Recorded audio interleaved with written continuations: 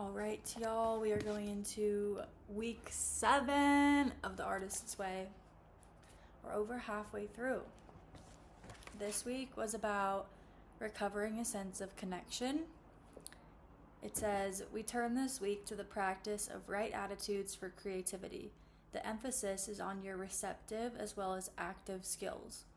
The essays, exercises, and tasks aim at excavating areas of genuine creative interest as you connect with your personal dreams.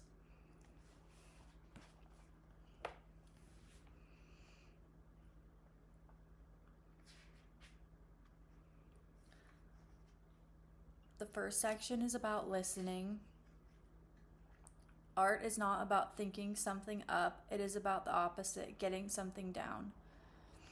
If we're trying to think something up, we're straining to reach for something that's just beyond our grasp.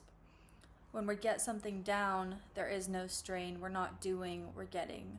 Someone or something else is doing the doing. Instead of reaching for inventions, we are engaged in listening. When an actor is engaged in the moment, he or she is engaged in listening for the next right thing creatively. I feel like I really just hopped into this. Last week was a good week. It felt normal, easy breezy. Had some fun moments and had a couple little stressful moments, as is life. Nothing I can't handle. Went dress shopping, which was super fun. I reorganized my space a bit and it feels a lot better. I reorganized my shoes so I have all my heels in the shoe rack in the front because I want to wear heels more casually because it's fun. I also made a YouTube video earlier in the week talking about my new song, Ambiguity. Kind of just a little backstory and insight into it because although the song is called Ambiguity, I don't want to be ambiguous about it. It's just about the word ambiguity as a whole and kind of how different experiences in my life have felt that way. So that was pretty much last week. I'll check in about the specifics of my journaling and whatnot at the end and tell you a little bit more about what happened last week, but we'll just save it to the end. Let's keep going.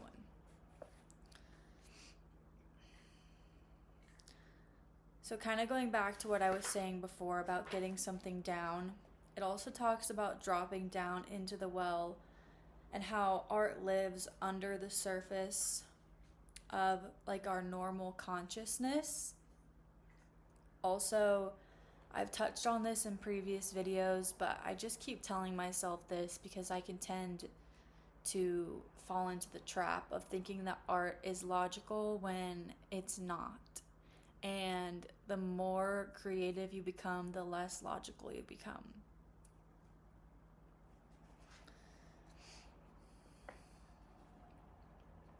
It says art is like something we can tap into.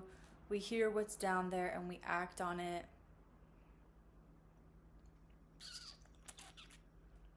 We practice these small leaps of faith daily, and we are the instrument more than the author of our work.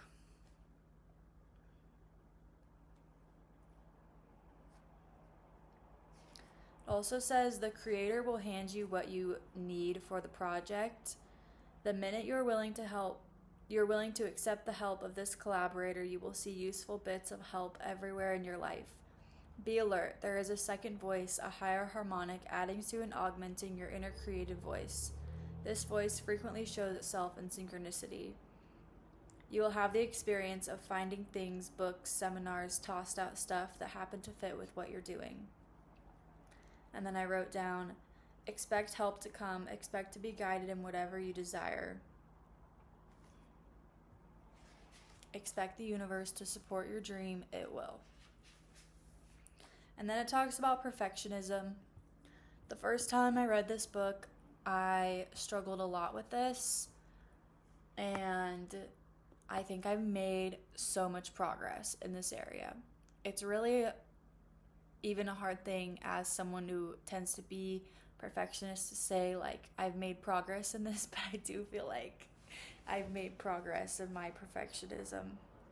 It's an obsessive, debilitating, closed loop system that causes you to get stuck in the details of what you're writing or painting or making and lose sight of the whole.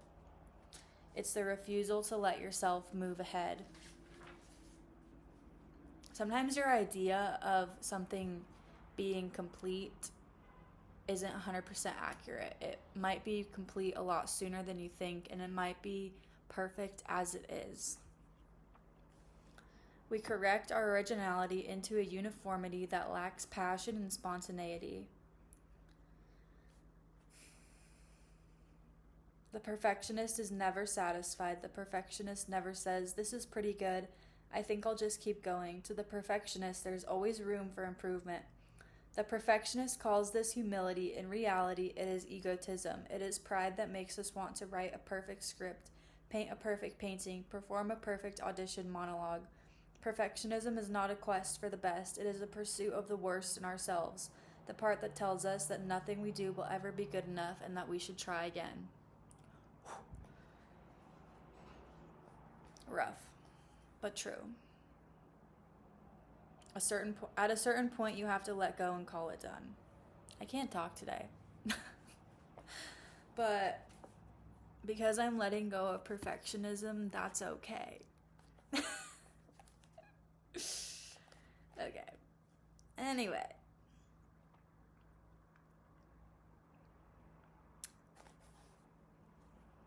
Next section is about risk.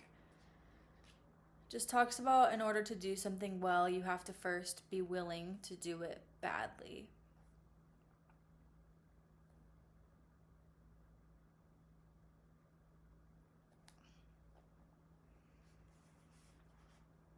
With that as an unspoken demand, a great many things remain outside our sphere of possibility. We tend to allow ourselves to be typecast rather than working to expand our range. As singers, we stay married to our safe material. As songwriters, we try to repeat a formula hit. In this way, artists who do not appear blocked to the outside eye experience themselves as blocked internally, unable to take the risk of moving into new and more satisfying artistic territory. I wrote here, that's kind of how I feel about playing like slower ballads versus playing more happy and upbeat songs. I do want to work towards playing and creating like more happy, uplifting, energizing, like magnetizing, radiant songs. That's a lot of different adjectives, but that's kind of the vibe that I'm trying to create. And I feel like right now I am a little bit stuck in getting those initial like heavier, sadder, darker, deeper emotions out, which is okay. I also said that I wanted to be more vulnerable with my emotions because that is something that's hard for me, especially online. Like, it's scary to put yourself out there, but I think it's just as important to document the sad feelings, the angry feelings, as it is to document the happy stuff, because in life there is both and no one is living a perfect life. So it gives you an activity. It says, if I didn't have to do it perfectly, I would try. Just make a list of like 20 things you would try if you didn't have to do it perfectly. Here's a quote: "We cannot escape fear, we can only transform it into a companion that accompanies us all on our exciting adventures. Take a risk a day, one small or bold stroke that will make you feel great once you have done it." Period. Do it. Take a risk every day. Even something small. So do it. If you win, you win, and if you lose, you win. It is always that way with taking risks. To put it differently, very often a risk is worth taking simply for the sake of taking it. There's something enlivening about expanding our self-definition, and a risk does exactly that. Selecting a challenge and meeting it creates a sense of self-empowerment that becomes the ground for further successful challenges. Viewed this way, running a marathon increases your chances of writing a full-length play. Writing a full-length play gives you a leg up on a marathon. I like that a lot. This chapter is very inspirational to me this week, especially that little chunk I just read. I really like that. Note to self. Okay, the next section is about jealousy. I wrote, jealousy is the same thing as fear. Jealousy is a mask of your fear of wanting to do something but not being brave enough yet to take action. Even like seeing someone else doing something and being like, I could do that better, but not actually doing it, that is jealousy, that is fear disguised as jealousy. So just do it, take the action, and you'll probably have that gross like envy, like green jealousy feeling go away. It's all on you at the end of the day. It says jealousy is a map. Each of our jealousy maps differs. Each of us will probably be surprised by some of the things we discover on our own.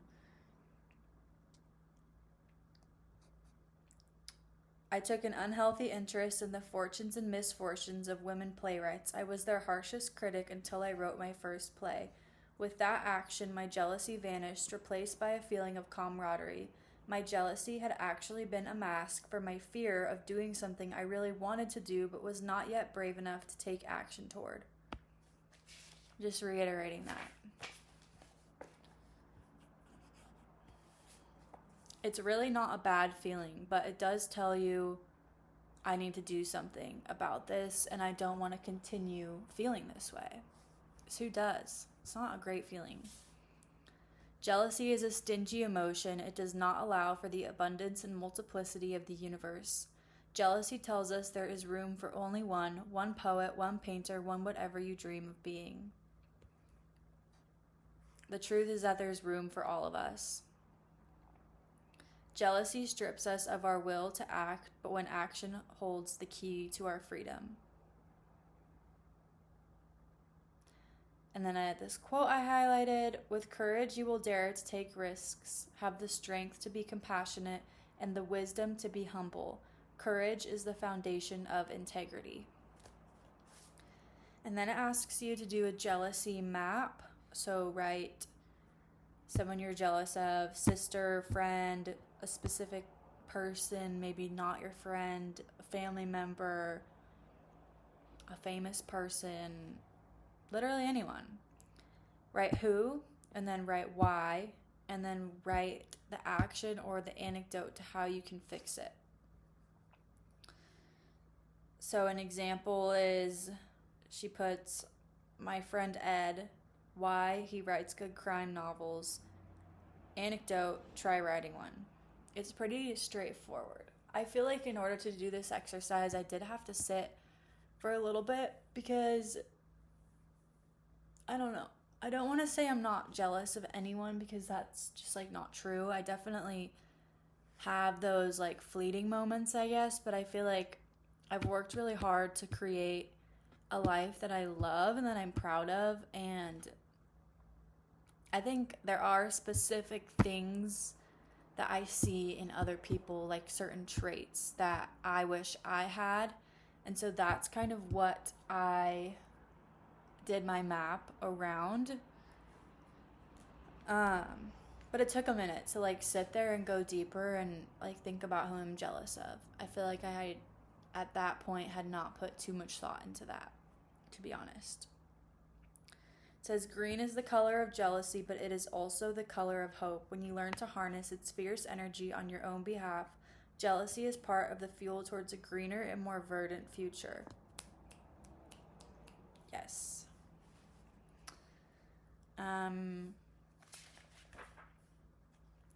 The last section was about doing some archaeology on your life.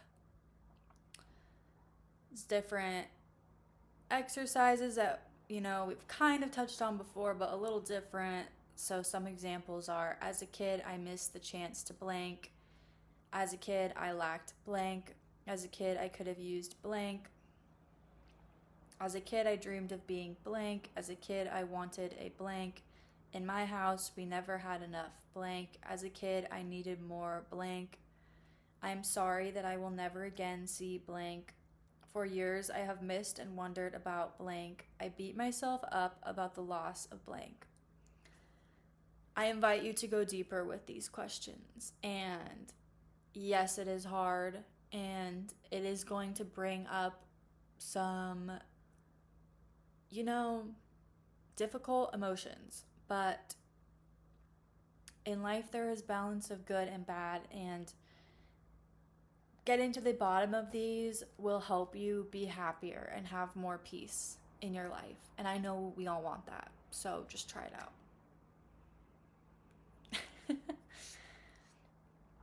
I don't have a lot of respect for talent. Talent is genetic. It's what you do with it that counts. Little quote. And then it says it's also important to take stock of our positive inventory. I have a loyal friend in blank. One thing I like about my town is blank. I think I have nice blank.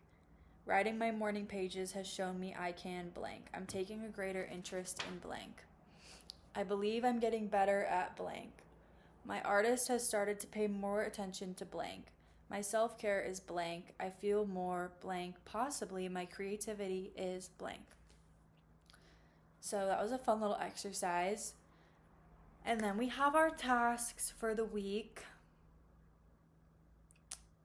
I'll show you. I never show you guys what's in my journal because I think it's just important to keep it personal, but I will show you. Okay, so the first one is make this phrase a mantra. Treating myself like a precious object will make me strong. Watercolor or crayon or calligraphy. I don't know this phrase.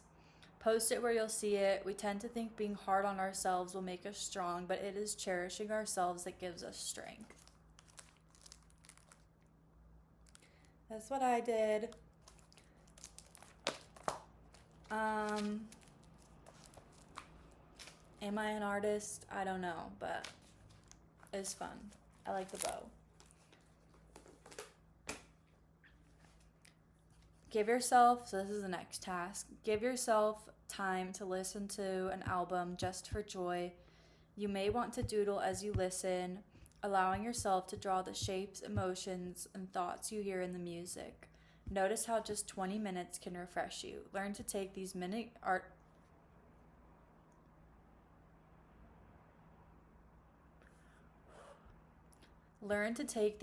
artist dates to break stress and allow insight. Take yourself into a sacred space, a church, synagogue, library, grove of trees, and allow yourself to savor the silence and healing solitude. I didn't do that, so I don't know why I'm reading this one. I did the first two. I listened to Ray's album. If you haven't listened to it, do yourself a favor and go listen to it because it's amazing. It's basically like if a movie and an album had a baby. It has an intro, it has credits, and it just tells this beautiful cinematic story. She has a whole orchestra. The sounds are just so pleasing to the ears, and also her vocals are incredible, and I feel like it just gets better the more you listen to it. So Ray's newest album, I think it's called This Album May Contain Hope, and it's so good. Create one wonderful smell in your house. I love burning candles, so that was easy for me to do. It smelled like apples and mangoes and nectarines, and then I got another candle that was beach day scented because I miss the beach. Wear your favorite item of clothing for no special occasion. I just got this shirt and It's super cute. I got it at the flea market and I'm wearing it today for no special occasion besides I have I had a bunch of Zoom meetings today. I'm all finished now, but they went well. And I felt cool in my shirt. Told me to make a collage. If you saw my last video, you know I did that recently, so I didn't do that again. Quickly list 5 favorite films. I'll just do it now. I'm putting myself on the spot. Aquamarine, Once Upon a Forest, Over the Hedge,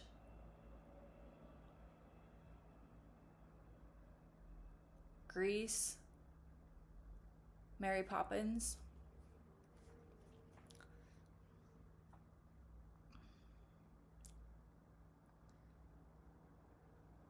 Are they romances, adventures, period pieces, political dramas?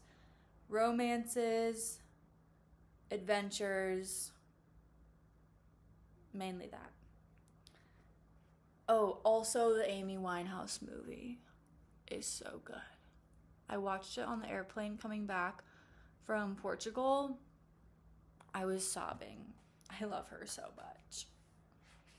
How many days this week did you do your morning pages? I think I did them every day this week, plus a few extra because I had a lot to say. Have you allowed yourself to daydream a few creative risks?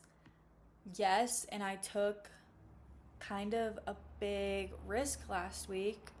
I decided I wanted to move forward with the company that reached out to me about my music. So I did invest some money in that, and I'm really excited to get the ball rolling, and I think it's going to be a cool little partnership, and we'll see how it goes. I'm going to reevaluate after like 2 to 3 months, see what's changed, and figure out if I want to continue working with them. But I really enjoyed the meeting. They were super kind, genuine, very informed, and it'll be nice to have like someone more professional in the music industry helping me versus just trying to do everything on my own. I also discovered it's really hard for me to receive feedback from people that I love when it comes to things that I care about and I'm passionate about. Like, I don't really like getting negative feedback from family and friends, especially with music, and that can be hard because I know they're just looking out for me and trying to help me, but that's part of the reason I wanted to move forward with this, because I will get an opinion from someone who's a professional in the industry who doesn't know me personally and who can't hurt my feelings. Like, they could literally be like, Carly, this song fucking sucks, and I'd be like, all right, like, let's fix it then. Wouldn't hurt my feelings. Are you coddling your artist child with childhood loves? I would say so. I mean, I'm still doing music, so. Did you do your artist date this week? Did you use it to take any risks? What did you do? How did it feel? I did go to the flea market. I didn't go alone. I went with Emma, my friend, but shout out Emma. Hi, Pookie. But it was really fun. I got this shirt there. I found out that there's a guitar shop. I think it's called Bolin Guitars in Boise, and he's like pretty well known around the world for his custom guitars. So, note to self, I need to go check it out. Did you experience any synchronicity this week? What was it? I experienced synchronicity in that meeting, and I just felt like they were saying things that were so aligned with me and my brand and what I've been trying to build and the world I'm trying to build now with my music. I feel like they were just like picking up what I was putting down and saying things that I tell myself all the time, and it just felt like I was heard and like I'm on the right track and that things are, just going in the right direction. One thing they said particularly that stuck out to me that I think about a lot is the day you plant the seed is not the day you eat the fruit. Also, their logo is a butterfly. So, had to. Were there any other issues this week that you consider significant for your recovery? Describe them. I would say just like general doubt of like, am I doing the right thing? I feel like I have a hard time just trusting myself sometimes. And this week was a test of that. So only time will tell if I've made the right choice, if I'm doing the right thing, if I'm investing my time and energy in the right places. So we shall see. So that was week 7, recovering a sense of connection. Had to double check that. Now we're on to week 8. I started diving into it today because it's Monday, and this chapter is going to be really good. I can already tell. I know I've already read it, but it's hitting different this time. Like, it's really hitting. It's called Recovering a Sense of Strength.